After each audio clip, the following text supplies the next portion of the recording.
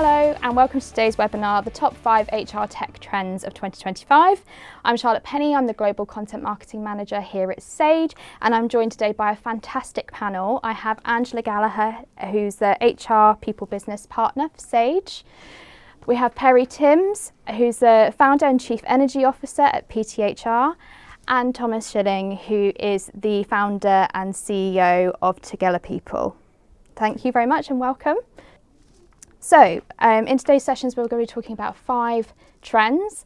The 5 trends are AI and analytics, employee experiences, supporting remote and hybrid workforces, skills and skills-based systems, and finally, smart technology adoption. So, before we get into it, I wanted to ask each of you a question around 2024 and what you thought would be your top word to describe 2024 and also how you feel about 2025. So, Andrew, if I could start with you. Of course, yeah. So 2024 was a really busy year here in Sage. I think that the key word would be change. So we had lots of change. And moving into 25, I think the big word for us would probably be resilience and around speed. Fantastic. Yeah, my experience of working with clients is that 2024 was a year of being crunched, so much to do, very little time and resource to do it. But I'm quite optimistic about 2025 because I think it calls for us to be creative. So I think that's where I'm looking at HR deploying some of its energy to combat the crunch with being creative. Fantastic. And Thomas? Yeah, for me it was resilience in 2024, ironically. And I'm quite optimistic about 2025. I think HR businesses have set a really good foundation to build on moving forward, and there are lots of opportunities.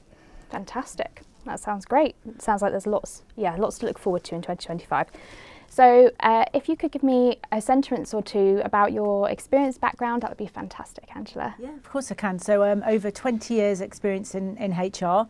I've been in Sage for nearly 4 years. Been in many different industries. So I've been in manufacturing, financial services, facilities management, and now tech.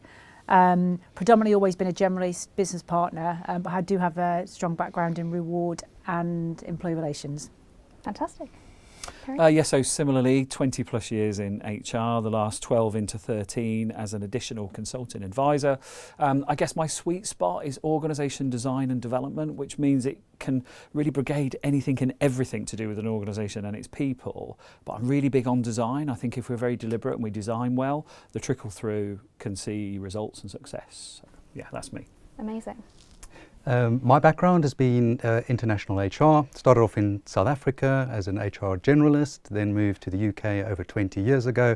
Moved from being a generalist to working in HR operations for companies like Timberland Clothing, EMI Music, and then started Tugela People, which is an HR and payroll technology company, about 13 years ago. Celebrated our 13th anniversary this month. Amazing. Thank you. Great, thank you so much. So let's dive into AI and analytics as our first trend. I think we could spend our whole session talking about AI and analytics today. And I think it's fair to say that we saw a lot of people turn to AI as a tool to help augment the way that they do their work. So firstly, I wanted to turn to you and ask, which areas of HR do you think AI can make the most impact in 2025 and why? So Thomas, if I could go to you first, if that's okay. Speaking to clients, I'm finding a lot of them are focusing on recruitment in terms of AI. It seems to be an area where there's a lot of information, fast moving, trying to find the right candidates, trying to make sense of their skills and their match to the business. Personally, I think the biggest opportunity is actually in HR administration, in terms of optimizing all of the processes that they've got, and also HR analytics, to be honest, making sense of where there are gaps. I'm finding a lot of SMEs, who are generally our target market, don't understand who they're employing, how much they're costing them, what skills they got, and so where are the gaps, where are the opportunities, and maybe even helping with making sense of the data that they've got. Amazing. Yeah, I'd agree with the talent acquisition community, particularly pioneering and using incredibly high volume based stuff that AI can just take and analyse and even interview people. So I've seen some bots that have very human to human interface feel to them. And what I've seen in that is the reaction isn't, disgust. It's actually intrigue and curiosity. And I think they're seeing it handle volume so well that they can then look at more high-touch human-to-human type of service to augment it, to use your word.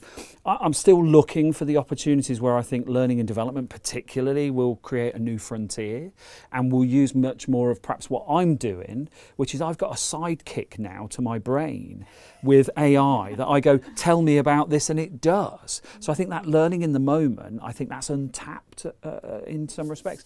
The other thing I'm really excited about with AI is its ability to use data sets and simulate, so we can make better decisions to business by saying, if we take this course of action, let's roll a simulator forward. What will that do to how people feel and what we need to plan for? So I think the future market for it, I think we're at the thin end of the wedge, and lots more is going to come downstream. Fantastic. Yeah. Something you want to add? Yeah, I mean, just to build on what you've said, I think if I think of it from a HR practitioner's perspective, so in our organisation around what AI can bring to our customers. So by our customers, I mean our leaders, our people managers, and therefore having more information at their fingertips with very quick responses, that digital first approach, whereby they take the administration and put that into use that through AI, and then actually allowing HR professionals to be HR professionals to advise on that human touch bit around really giving strategy, having more in-depth conversations, but the pure administration can be pulled out through policies and procedures. So that front-end experience from a line manager, I think, is going to be critical to allowing the HR functions to really excel this year. Sounds great. Sounds like a lot of opportunities still left untapped. So, are there any watch outs, do you think, for HR leaders in 2025 when it comes to AI? I think you can never, from a people perspective, people bring, the human interaction is really important. So you can't underestimate that people still need that human touch. And therefore, we just need to make sure that we use AI in the right way, in the most sensible way. And like I say, when that front door comes through, and people managers need to talk to people about certain situations, that we don't rely upon AI to make those decisions for us. There's always going to be a need in HR for people interaction. So actually mapping those processes accordingly and being able to intercept when human interaction is actually needed. Whatever you're using it for, grievances, disciplinaries, etc. I think we need to be very careful around what we use AI for.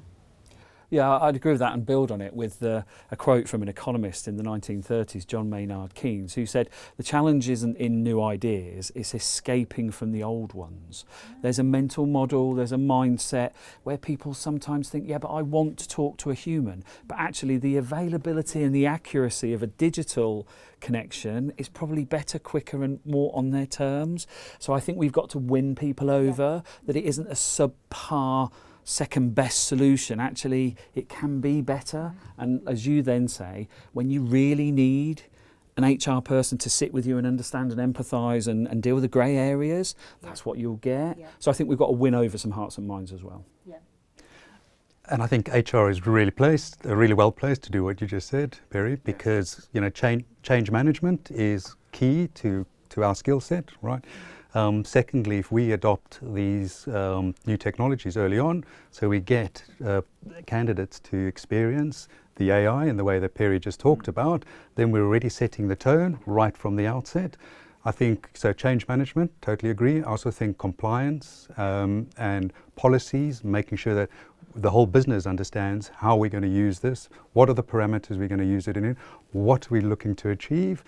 But we can set the tone, AI in recruitment, AI in analytics. I like your idea about training and development as well, because there's this, everybody wants to consume now, everybody wants just in time, and I think AI can really help make that available at the right time. I love that. That's fantastic. Yeah, it sounds like there's the people element is still going to be hugely valuable. That's not going away. It's purely making that journey easier and for people to get the information that they need potentially quicker, where they don't necessarily need that added value of a human. So I wanted to talk about analytics now. So HR and people analytics are of course vital to how HR leaders run their businesses, understand their people better, and also help with their decision making. Where do you think HR leaders need to focus their insights in 2025? Are there any examples where you think HR leaders need to hone in on some of their analytics this year? Yeah, so if I pick that one up first, I think we have started to get better at creating stronger data sets from different parts of the employee experience and life cycle and so on. So as an example, when you are doing the hiring, you do want to know about candidate experience, whether they were successful or not, because your reputation's at stake, and you can learn about your processes and be more inclusive and so on. So I think we're starting to see a richer data pool coming into play. What I think is still lacking is the stories that can tell, that will create what I call institutional wisdom. So people are wiser as a result of a data set that tells a story about how we deal with situations, exceptions and adoptions of things. So I think we've got some way to go to take them off of a spreadsheet and a bar graph into something that moves people and gets real comprehension and real buy-in. So I think that's what I'd be looking for, more stories, but evidence-based. Okay. Yeah. And I always talk about sort of brilliant basics, so having great data that's single point of data, so that we're not pulling data from different angles all the time. And actually, as a business partner, the most important thing for me is to have data probably about, looking forward into strategic workforce planning. So what does our organisation look like today? Where do we want it to look in 3 to 5 years' time? And how are we going to get there? And we spend a lot of time as HR professionals trying to get the data right. And we spend less time on looking to how to solve the problem and the narrative that goes with it. So I think for me, this year is really going to be about, have we got the base data right? Let's move on from that now. What's the narrative and what do we need to do to change that? And actually managers having that information to hand makes their decisions. It isn't just a HR's job to, and it always has been because we hold the data, to make those changes. If managers have access to that information quickly, they can see from their recruiting, do we need to change our demographics? Is that the right skill set that we need for the future? So it's tying all of that together, but having brilliant data first time through to allow us then to make better decisions. And strategic workforce planning is really important for us next year and for the next 3 or 4 years, and having the right future fit workforce and data is critical. Amazing, thank you. Great. So there seems to be more importance placed on HR insights at the C-suite level. Do you think this will change at all in 2025, and if so, how? I think you've sort of touched on it already, Angela. I think HR can play a really good lead on this front. I like the idea of visualization, having credible, reputable data is important. But I think HR, with our training and coaching backgrounds, we can tell and good stories. We can use data to visualize, what the business is looking to achieve, and tell the story of where the gaps are. And I think if HR could step into that void and take a lead in that area, then I think we could play a huge part in driving C-suite's agenda. Yeah, I'm working with one client right now, and what we're trying to do is take the data set that we've got, that one single point of truth that you're talking about, supplement it with a bit more sentiment-based data, so we've got more feelings articulated, and then tabulate that to people science and social science and occupational psychology, to then give us a different evidence argument with our leaders to go, this isn't just what people say, this isn't just what they feel, this is what science tells us. Now go make the choice. Because I think the science bit gives us an extra turbocharge into leaders going, wow, so this is not just our organisation, this is human beings more generally and collectively. It's early days, but it feels like it's the right thing to stimulate leaders to really understand the work we do. Yeah. And just going back to to the point we talked about before around digitalisation and AI, is actually if we allow those basics to be all in place, then it does give the HR profession the opportunity then to be really involved in those commercial decisions, because we're taking that information and setting out a plan. Whereas at the moment we spend a lot of our time trying to get the data right, and actually take away the administration, because if we use AI to take away the administration, actually gives us more time and more opportunity to really get involved in those commercial conversations around what and how we want to support the C-suite in making those bigger decisions. And we're seeing more of that every single day, I think, at the moment, especially within Sage, where we can be involved in those conversations. If I may add very briefly, the one thing we're really good at when we look at engagement surveys, for instance, is taking the data and then going out to the business and making sense of that data as an example. And I think there are lots of other examples where we can then add value to the data. So the data tells us a story, let's go out and validate it, and let's look at solutions from the community. Let's get our employees involved, but also like the point that you're making, Perry, about looking at outside data and comparing our data, but making sure we're comparing apples with apples as well. Yeah, and I think the engagement surveys is a really good example because it's something we've been doing for years in HR. I feel like I've been doing it since I was a graduate, but we don't question the data now, whereas we did for a very long time around, that's not the right population, or that's not the right result, or that question's not right. Actually, we trust the data, and then we spend more time now in talking to employees, having those round tables, really getting that emotional contact with our employees around their experience. So we trust the data, and I think for which organisations we use to do those employment surveys, that's taken a long time though to get that trust, but the base data's right. And now it's what do we do with it? And I think to build on that, I'm seeing it also come into play with what better questions can we therefore ask as a result of that data set that we've now got. So I like that it almost feels like we're exploring a depth and almost like a tangent to it as well. Because I do see some academics throwing a bit of mud at engagement, kind of going, it's a nebulous thing, it's not proven. But we know it's a brilliant starting point to say, how do people feel and what matters to them, and what can we then use that to delve into more deeply? And I think that's where that's playing a strong part now. And then, topical at the moment is productivity, for instance. Okay, so it doesn't have to just be engagement, but it's using those techniques we've used in these engagement surveys to understand where the problem is. So the data's saying this, but the answers are going to come from our employees, and to get them to be engaged, to actually resolve the issues our business has. And in this hybrid world we work in now, and disengagement is a big thing. Isn't this a fantastic opportunity? Yeah. Definitely. That leads us really nicely into talking about employee experiences, so thank you very much. So Sage's Changing Face of HR annual research report found that data reporting and analytics has been more prolific in 2024 than it has been in previous years. So it sounds like from what we've just been talking about that actually understanding employee sentiment and through engagement and various surveys to get a bit more of an understanding of your employees is going to be really, really important in 2025. How should HR leaders be tracking that? Are there any particular metrics that are important, perhaps more important in 2025 than in previous years? That's a really hard one, because I when I did my research, all the metrics that I've been tracking for 30 odd years, unfortunately that's how long I've been in HR, are still around now, and I don't feel like we've made huge progress in actually making sense of the data in our businesses, in our industries, in our HR community, and I'm talking here about engagement, net promoter scores, performance and productivity, wellness and well-being.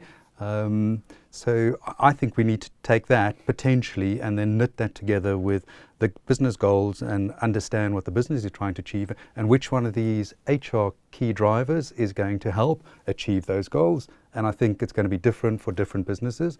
So we have, for instance, charities who need to prove to their donors that they've got the right skills. When they've got an operation, they've got to quickly find all the CVs of these individuals. So what are the skills that they're typically looking for, and have they got them to hand? And what are they going to do for where they've got the skills gaps, and how readily comes back to workforce planning, but this is on the hoof. There's a war that's broken out, that suddenly have to provide these volunteers. It's that type of data that, because that's the business need, that's what we've got to be focusing on. I think for a tech platform like yours, I think as a user, I'm probably asking more of it, because I know you've got the foundation and the infrastructure for storing data in the way that you just described and using it for workforce planning.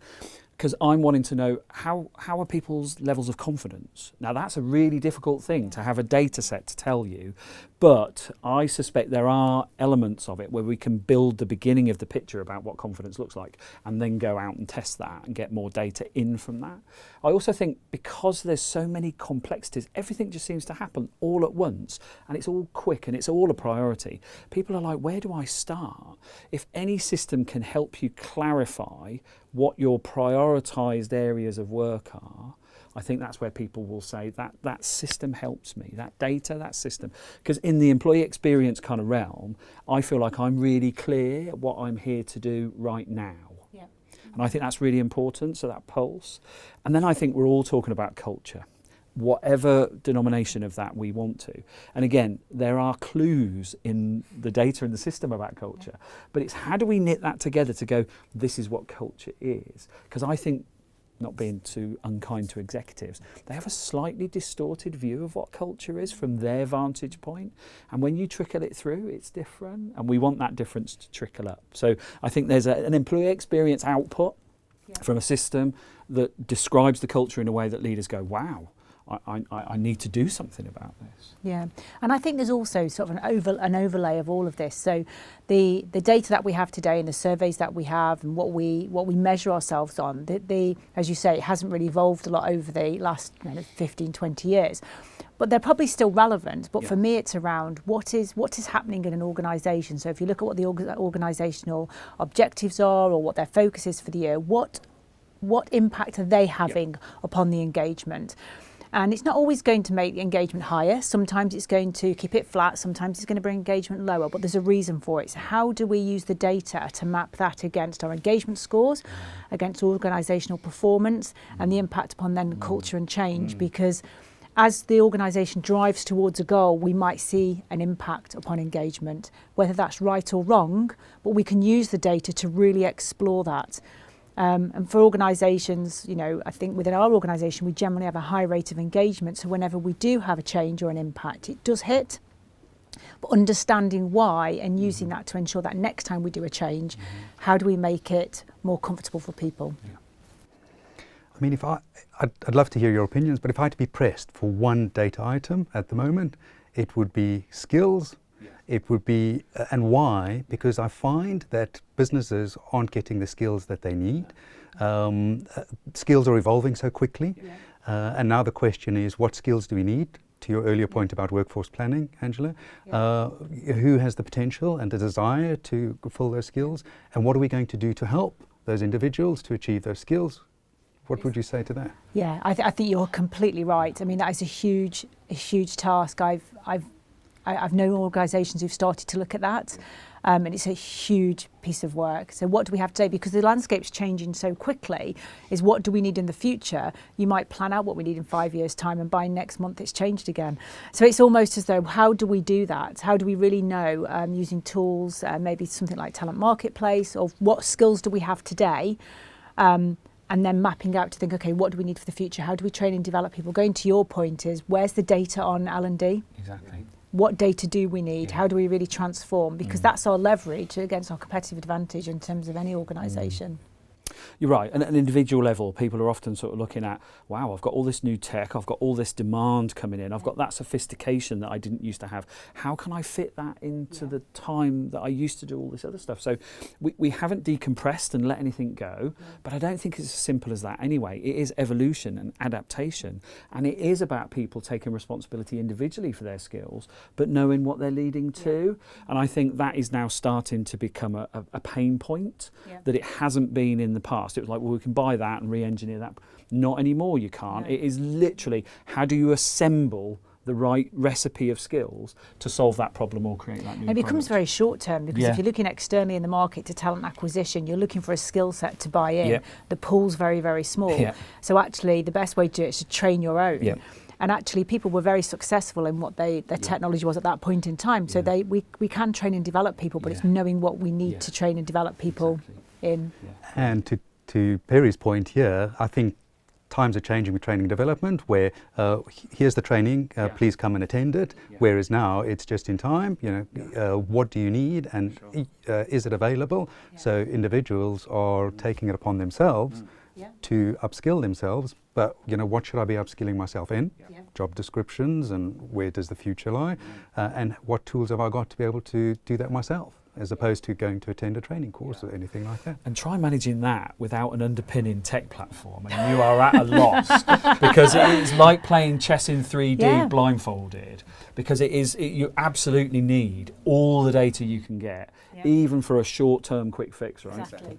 That's Exactly. fascinating. Yeah, lots of short-term, internal, self-service type training coming, it sounds like, in 2025.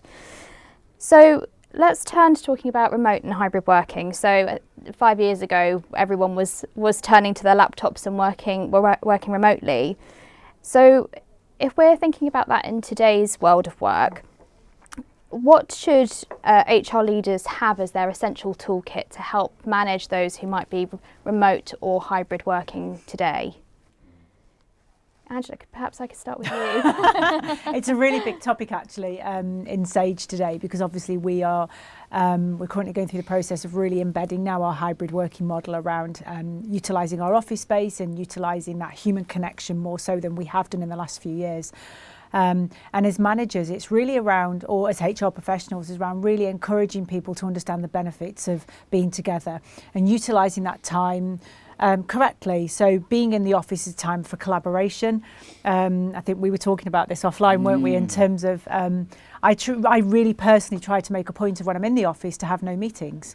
I think I'm a distraction to a lot of people, but it's really around having time to collaborate. Those conversations where you can get things done quickly is really important. But then also having that time, and I know you've got some really good words around how you do this, but also having that time when you're not in the office, actually. For doing work, it's the thinking time when you're really being more strategic. But actually, it's really important to have that hybrid, to have people together. And if you really want to embed organisational culture, that's the way to do it. And I also was trying to reflect back on my training and my development back when I was early in my career, or when I've changed career and I've started a new organisation, around the real benefits of being with people. And I'm trying to think back and think, what would it have been like for me coming into a new organisation, or being early in my career, being a graduate and not having human interaction? How would that have felt for me? How would I have learnt? How would I have seen how to manage those difficult situations as a HR professional without being able to lean over someone's desk and really seeing someone to explain to me how to do things? And we need to ensure that the future talent we bring into our organisation, whether that's early in careers or new hires, is they have that same experience. So we're helping another generation of HR professionals come through. And that's something I've been reflecting on a lot on lately, around it's not just getting people back to the office, it's around how do we ensure that people can be the best that they can be. Absolutely, that's a really interesting take as well, thinking about the early in careers, because if I think about when I was at that point, first straight out university, being able to look over someone's shoulder or having the water cooler kind of chats, so valuable, aren't they, just at that point in time.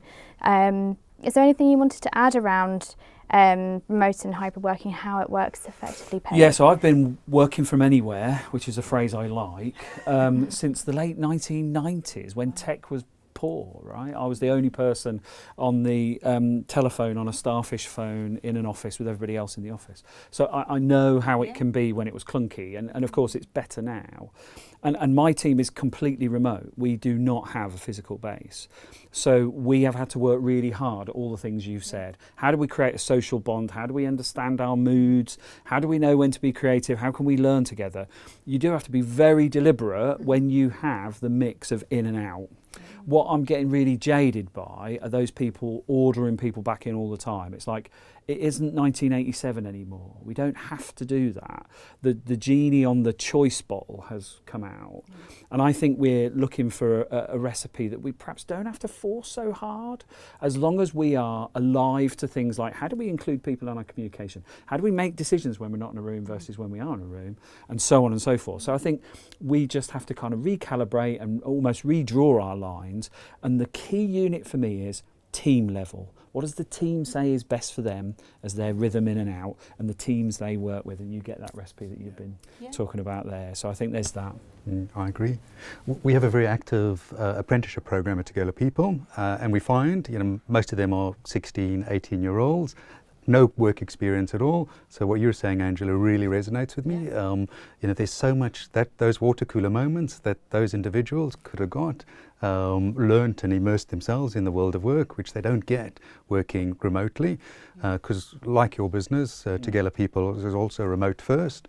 So we're making huge steps to use technology. So we've got collaboration tools, we've got our HR system, we use Teams extensively, but we're also trying to create those environments or those opportunities for teams to get together. And this is over and above the company days, for instance. This is the individual teams deciding, which I really like that point.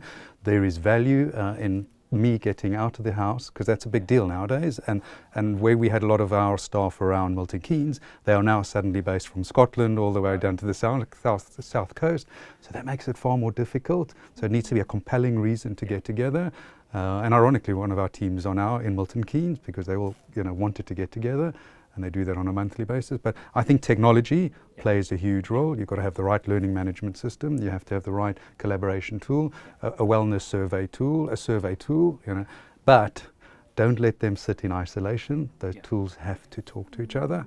I think hybrid is just critical. It's about having, it's not one or the other. No. It's about having a really good balance between together time, whether that be in a dedicated office or being through a digital first solution. But either way, I think there's benefits for both sides. It's something we really need to work on as organisations. I think we touched on some of these, but just perhaps your top 1 or 2 tips for HR leaders looking to embed change around their, going from fully remote to perhaps hybrid, or fully in the office to hybrid, for example. Your 1 or 2 top tips. This is not my phraseology, I stole it from another company, but they say just be clear when you need your heads together, when you want to have heads up, and when you want to have heads down. And that's the kind of rhythm. Heads up is like communication, heads together is creativity and learning, heads down is getting on with something that you need to get on with. And I think if you just build that kind of language, people go, I get it. Yeah. So I think simplify how you frame it. Yeah. And I think I'd add to that, because I love that, we've talked about that before, I really like that saying, but I think it's around transparency. It's about really clear as an organisation where we're heading. Yeah. And I think if we can be open and honest with people about what we're doing, why we're doing it, and they understand the why, then we'll get the engagement. Yeah, I think purpose is clear, is critical. Why am I in this business? What are we looking to achieve? Why do we exist? And then they can formulate, why they're sitting behind their desks, either heads up, heads down, or heads together. Love that. Never heard it before. Won't forget it. That's fantastic. So let's talk about skills and skills-based systems. And I know we talked a little bit about this before, but this seems to be, from what we've discussed, a huge trend that's coming through for 2025. So particularly as AI and automation are becoming vital tools in how we work, what top tips would you give to an HR leader who has this as their number 1 focus in 2025? I think probably the point I made earlier on is understanding what skills you really need.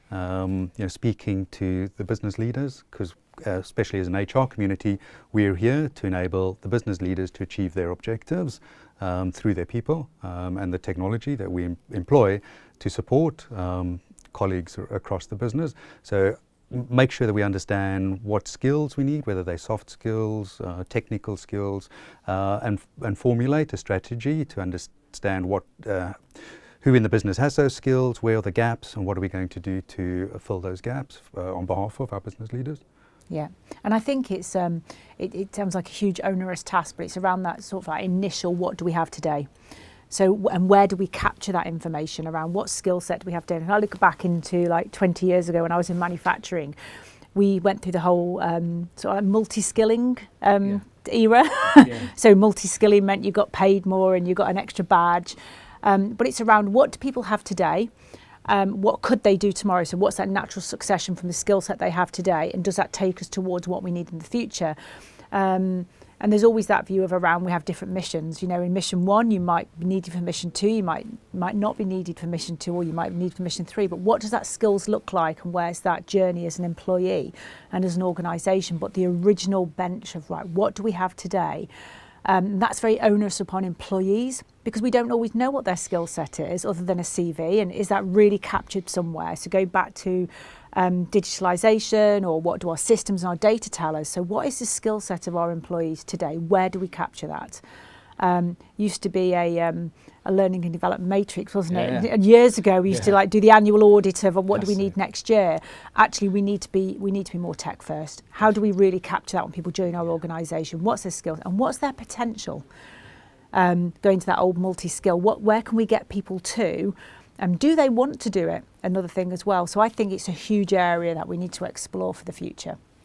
I mean, Angela mic dropped strategic workforce planning earlier on. It was almost like we could have just ended there, because it's like that's almost the answer to all of this. Yeah. But it absolutely is. I mean, the Corporate Research Forum about 5 years ago did some research. Less than half companies said, yes, I've got a strategic workforce plan. And of that half, more than 2/3 didn't measure it to know how well it was doing. Yeah. So we're very immature as a business community on strategic workforce planning. We need to get there fast, because I think you're absolutely right. What we're seeing now is the rate of change in the skill sets is like nothing we've ever seen before. And people like the OECD and the World Economic Forum are saying half-life of skills, it's shrinking. So therefore learning curves have to get shorter, and we have to get better at knowing what we've got and how to use it, and to your words there. So I think there is something about individuals now have to be a lot more curious about their skill set, not just I've got my job description, I'm all right. It's like, no, you're not actually. You've got to be restless about what's next for you, because you kind of need everybody to be a bit more pioneering, to probe what their future skill set is, and then grab that, put it in a system and know how to use it. It is an all hands effort, this. HR can steward it, but it's not HR's responsibility to deliver it end to end. No. Yeah, and this is where culture plays a huge role, doesn't it, Perry? You know, because this curiosity has to be, well, you've got an open checkbook to be curious, and this is what the benefit to you and the benefit to the business, to be curious. And here are the tools that to your benefit at the end of the day. The thing that you mentioned, Angela, that I think where HR can play a big role is what potential do individuals have? I think no system is going to identify, and I'm happy to be proved wrong, that somebody has the potential to step into that management role or step up the ladder in the technical role. And I've got a few examples at Tugela people where I've spoken to individuals and said, you know, Jamie, I think you've got it in you to lead this department. And did Jamie succeed? Immensely, you know, beyond my expectations, but no system told me that. No. Great point. No. That is a really good point. That's still a sensing human conversation, isn't it? And to a fundamental that I found, when I press senior leaders, what are your organisational capabilities? What must you have to get your business over the line? I get a laundry list of stuff. I'm like, no. Just give me half a dozen of these key ones. Yeah. Eventually I get there, but that's what we're working with. Yeah. They don't actually know what their key or capabilities are. And we've got to flush that out as well. Yeah. Fantastic. Great. So if we're turning to talk about technology and how technology can perhaps embed some of this change around kind of skilling and upskilling the workforce, what should be the top essential thing that HR leaders should have as part of their toolkit, and what are the nice to haves? I'll go back to the skills thing, because I think that is on a maturity curve and needs to get there quicker. So I would double down and invest on anything that's talent marketplace, that's skills taxonomy creation, but then it's also how do you then plot and utilise that in a form of what I call dynamic org design. There's a spike of work there, there's a new thing there, there's a challenge there. Because that, I think, is where technology can really help us, because we can remodel the organisation and go, this is what it means, this moves there, that moves there. We've got these people here that haven't got that kind of home, but we can use them for this innovation project or whatever it is. That I absolutely think is the key to businesses being nimble in the future. I 100% agree. I think that if we really knew our current workforce and we mapped that across what the organisational aims were, then we'd be in a much stronger position to either train or develop people or to go through change. It's mind-blowing. It's a huge, and I don't know, unless you guys have come across anybody, an organisation who's done this really well. No. And I would love to see struggle. a test case of who's done it. Yeah, and they struggle. And I think half of the reason is because the technology isn't set up to do it. And I'll give you an example. So Perry's talked about having a skills-based system, but as soon as you need to recruit, the recruitment system stands on its own. So you're developing a job description and a job ad outside of this requirement here. And then you have a workforce planning tool that sits outside of your skills-based system. So they're disjointed first and foremost, and then secondly, I think finding ways, and I think this is where HR can play a big role again, is what is the benefit for managers and for employees to get involved and actually maintain and keep up to date this skills-based system that you're working on, because it is all so fast moving. Are there opportunities for employees who, if I maintain this, then I can see where my gap is, and that will automatically show me the opportunities to fill that gap. So that there's another system that should be linked, your learning management system, for argument's sake. But it's transparency for employees as well. So if they know what those gaps are and they know what the future holds, they will be curious and they will be, they'll self-drive in terms of, do you know what, I'm going to go and do that training, or I'm going to get some experience doing that, or I might leave an organisation and go over here to get more experience because that's where I want to go. But I think we rely heavily upon individuals, maybe spreadsheets or conversations, than we do around a pure skills audit of what we currently have today. Spreadsheets, because then you're outside the system again. And they're out of date as soon as you've done them. And you said, maybe I'll move outside the business to get that skill, but maybe I can move sideways within the business to pick up that skill. HR is not particularly good with analytics, so as an HR practitioner, why don't I go and work with the business analysts and learn how to understand data and visualize data and present data and tell stories, and then come back into HR and really drive that agenda. I'm doing some work on HR operating models right now, and the systems we have represent the operating models we have. Why would it be any different? I do think we're starting to break out a little bit to create a new operating model that will demand new things from a system. And the good news for us, I think, it will be much more cross, almost like depth and breadth. It won't be in the previous lines we've taken, because it can't be anymore. So I think we're on the cusp of that. But to your point, it doesn't exist yet. People are probing it, but it doesn't exist yet. If we have this webinar in 2 years' time, I'd hope we would be well on the way. I'm with you on that. By then, So it's trying to taking those pockets of data, taking those systems, and trying to find a way to kind of pull all of that together. Like a remixed version, Fantastic. Interesting. So let's talk about smart technology adoption. So our annual research report found that 91% of HR leaders' workloads have increased over the last year. Automation springs to mind as one of the ways that can really help HR leaders to lighten some of that workload. Are there any examples where you think automation has really reduced time for HR leaders, and how they can take that forward into 2025 to continue to reduce their workload? I think there are a lot of examples. Recruitment systems are a good starting point. There's a ton of automation that's happened there, from the individuals being assessed when they first apply for the role, then looking at the criteria, making sure that once the individual's been hired, sending off a background check that's automated, for instance, comes back into the system with a check, or then moving that straight from the recruitment system into the HR system without having to touch the data. So recruitment, in terms of automation, has really, and then on the forefront, onboarding is another one, or pre-boarding and onboarding, where a lot of HR systems have pre-boarding portals, so that gives access to the incumbent to have a look, or first of all fill in their personal details, bank details, next of kin and so forth, and as well getting some information about the business. So what can you expect on your first day? A survey to complete about what was your experience with the recruitment process, and then straight into the HR processes. So performance management, collecting data. If you've got certifications that are due, the system automatically sends out a reminder. You've got to complete this certification. Performance management, manager, this performance review is now due, or overdue in many cases. Please complete your objectives for this year. So I think there are a ton of processes and systems that have helped reduce the burden on HR.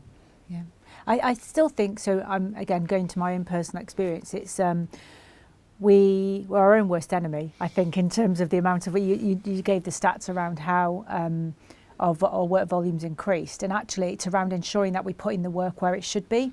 So if I think of like a people business partnering operating model, which I'm part of, actually putting the work where it should be. So if there's administration queries, policy queries, there's underperformance management, putting it into the right parts of the people operating model, whether that's into a tiered 1 or 2 or 3 service, to allow or to free up the time of business partners or strategic business partners to support the business and their commercial objectives.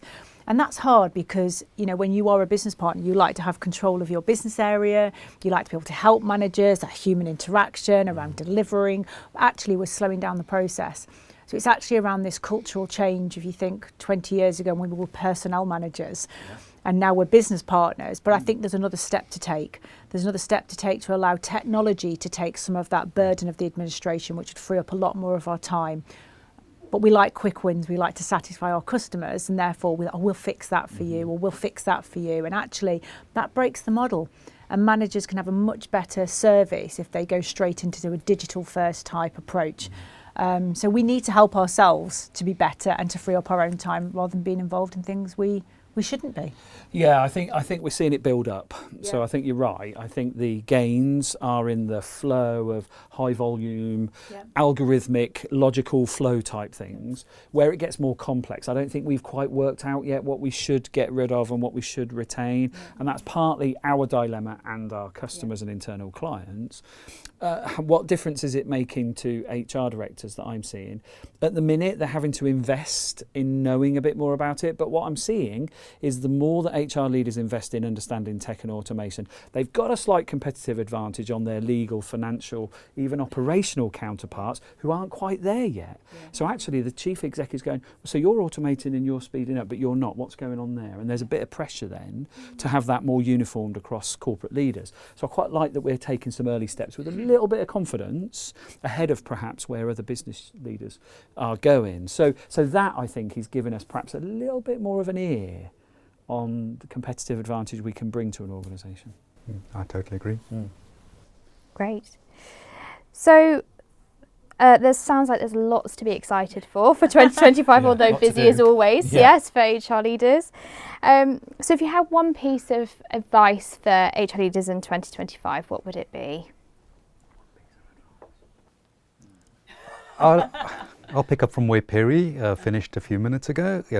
I would suggest, HR focus on the opportunities with technology, and obviously we've talked about AI, but I think in terms of the sort of technology and admin maturity model, first get the basics right. I'm summing up what we've already said here, but get the basics right. I had a call with a client in the Isle of Man yesterday, and all they wanted was data and optimization of their processes, as simple as that.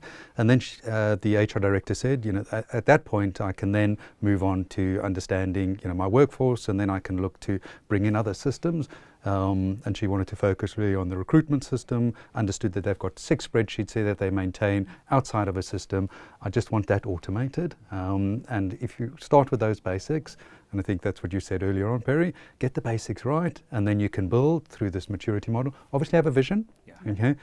Aspire to that. I'll build on that and say that absolutely the confidence in the digital arena is critical.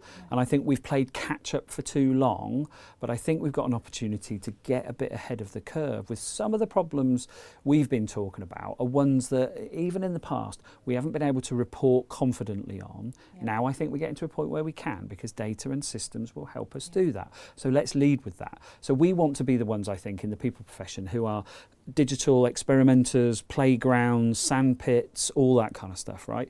Because we don't know till we try, and I think we've got to try more experiments. So with a digital lens, experiment more. That's what I would advise. Yeah. And I think, and comes with that an element of boldness around actually we're making these changes. Yeah. So we've spent a lot of time going, shall we do it, shan't we do it, shall we still be human first? And actually we need to be bold enough to say we're making these changes, to your point around the basics, building the foundations, so the foundations are solid and then we can keep moving forward from. But I'm really one for actually we're making a change, this is what we're going to do. Of course we're going to give you the data, and the data will prove the success. Exactly. And I've started to see that in many of the countries that I support, is we've started to see whereby we have been bold and we've put in very clear directions around digital first. We're seeing the outcome through data. we may solve the productivity equation. Yeah. Finally. Would be nice too, wouldn't it? So basics, experimentation, bold. Yeah. Yes. Fantastic. Ooh, that's nice. Great. Thank you so much, Angela, Perry, Thomas, for joining me today. If you'd like to find out more about Sage and our resources, you can find them on sage.com. Thank you.